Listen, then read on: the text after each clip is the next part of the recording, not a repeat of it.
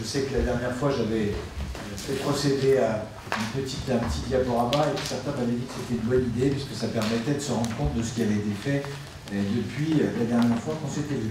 Alors il y a eu d'abord un certain nombre, je ne vais pas revenir sur tous, mais de concerts qui ont été organisés par le Conservatoire Olivier Bouchain dans ces différents sites, notamment à Coin, Charaon-l'Étape et à Senones, un également à Saint-Dié-des-Vosges. Donc ça c'est bien parce que ça permet de faire rayonner nos équipes musicales. Le 15 décembre 2018 a été créée une association qui s'appelle Vosges Architecture Moderne, qui vise à fédérer les communes qui ont du patrimoine de reconstruction dans la communauté d'agglomération de Saint-Dié-des-Vosges avec une petite adjonction à Jean-Ménil. L'objectif, c'est de réaliser des expositions, de permettre de lancer des enquêtes. Il y a déjà une enquête qui est en train d'être lancée sur les sources. Alors, ça concerne bien sûr Saint-Dié-des-Vosges, mais toutes les communes en remontant la vallée, Saulcy, Saint-Léonard, Anoud, Ban-sur-Meurthe-Plessis, Gervais-Pal, bien sûr, et Corcieux, évidemment. Et le président est monsieur le maire de Saint-Léonard, que je salue. Le 19 décembre dernier, on a eu le lancement de la marque Le Drap Français à Saint-Dié-des-Vosges. C'était un projet qui avait été notamment suivi par les services de développement économique de la communauté d'agglomération. Donc il y a eu une sorte de défilé. Je vois d'ailleurs que ça attire l'œil, notamment sur une des deux photos. Et donc ils se sont installés en centre-ville, rue de Thiers, pour une boutique éphémère depuis le 12 janvier. Ensuite, il y a eu les cérémonies des vœux. Je voudrais remercier tous les collègues qui m'ont représenté ici et là. Je pense qu'il y avait beaucoup de cérémonies. Moi, j'ai participé dans l'agglomération à 14 cérémonies.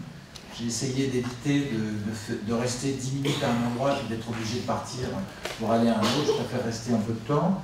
Donc je suis allé à Moyen-Moutier, Raon-sur-Plaine et Raon-les-Loups qui ont mutualisé leurs vœux, Saulcy-sur-Meurthe, Gervais-Pal, Raon-l'Étape, La Voie, Rétival-Clairefontaine, La Bourgonce, Plainfin, Bifontaine, Alarmont, Mandray, les Arentaises de Corcieux, Neuvillers-sur-Fave, qui n'est pas dans la liste.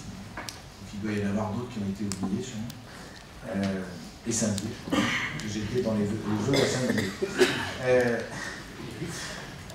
Le 5 janvier 2019, on a aussi inauguré à Moyen-Moutier les nouveaux locaux de l'association Nouvelle Ère, qui était jusque-là implantée à Saint-Michel-sur-Meurthe, qui est une association qui fait de la recyclerie et qui s'est installée dans des locaux qui appartiennent à la communauté d'agglomération, qui avait été aménagée par, je crois, l'ancienne communauté commune du pays des Abbayes, mais avant du pays de Senones même. Donc ça fait plusieurs années sur la zone de Géroville, à Moyen-Moutier. Donc une activité intéressante pour cette vallée.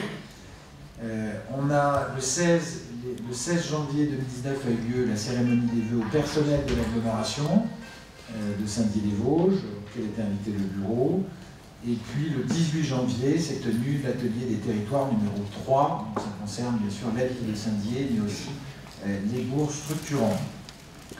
Le 19 janvier a été organisé dans nos médiathèques la nuit de la lecture. Cette année, c'était surtout à Fraise et à Saint-Dié-des-Vosges que les événements avaient été organisés. Donc le thème, c'était le jeu avec les lettres et avec les mots pour tous les âges. Donc il y a eu des jeux de plateau, la réalité virtuelle avec l'école de vérisme qui est installée à Senones et qui a participé, je crois, à Saint-Dié ou à Fraise. Des tablettes, il y a eu 100 participants à Saint-Dié et 25 à Fraise. J'espère que la prochaine fois, il y en aura un peu plus. Mais enfin, ça fait de l'activité. Le 24 janvier 2019, on a présenté le nouveau chargé de mission politique de la ville avec Madame la préfète à la maison de service au public de Saint-Roch, Saint-Dié-des-Vosges. Donc c'est un salarié de l'agglomération qui remplace Madame Morgane Simon, qui était partie pour rejoindre les services de l'Eurométropole de Strasbourg. Et c'est donc M. Kevin Gouvernator qui a été embauché, qui est bien connu sur le secteur. Le 25 janvier 2019, on a visité des travaux du bâtiment dit de la Goutte de lait, c'est-à-dire l'ancien siège de la communauté de communes de Saint-Dié-des-Vosges, à côté de la mairie de Saint-Dié, avec Madame la sous-préfète, qui nous a annoncé, enfin qui a rendu public à cette occasion, le fait que l'État accordait une subvention d'un peu plus de 320 000 € pour ces travaux à la communauté d'agglomération. Le 29 janvier 2019, il y a eu l'inauguration du pôle industriel de Gestra, qui s'est regroupés, en tout cas pour Manudéo, Formadéo et SNDL à Saint-Dié, avec des perspectives de développement par rapport aux emplois qui existaient à Raon-l'Étape et à Saulcy-sur-Meurthe. Il y avait environ 70 personnes présentes, institutionnelles. Et je vous rappelle que c'est le premier projet qu'on a aidé dans le cadre de l'aide à l'immobilier à hauteur de 50 000 €. On aura l'occasion plus tard dans les délibérations de reparler de cette entreprise, puisqu'il vous est proposé de vendre le site où elle était installée jusqu'à présent, à Raon-l'Étape, et qui appartenait à la communauté d'agglomération, à une autre entreprise qui souhaite s'y installer. Vous vous souvenez que c'était une question qu'on s'était posée à un moment donné, pourquoi on aide une entreprise à partir d'un bâtiment communautaire? Je vous avais dit qu'il y avait des perspectives de vente de ce bâtiment. Ce sera chose faite aujourd'hui. Et puis le 31 janvier 2019, tout ça c'est en janvier effectivement, je me suis rendu en tant que président du Toit Vosgien et aussi président de l'agglomération, puisque c'est une des 2 premières opérations pour lesquelles on a apporté notre garantie, à Corcieux, pour revenir sur les travaux de 5 bâtiments à Corcieux d'isolation thermique. On en est à c'est plus de 2 millions d'euros de travaux de la part du Toit Vosgien. Et c'est évidemment une belle opération avec des financements européens, j'insiste là-dessus, reçus par le Toit Vosgien d'à peu près 5 000 € par appartement. Donc c'est tout à fait significatif.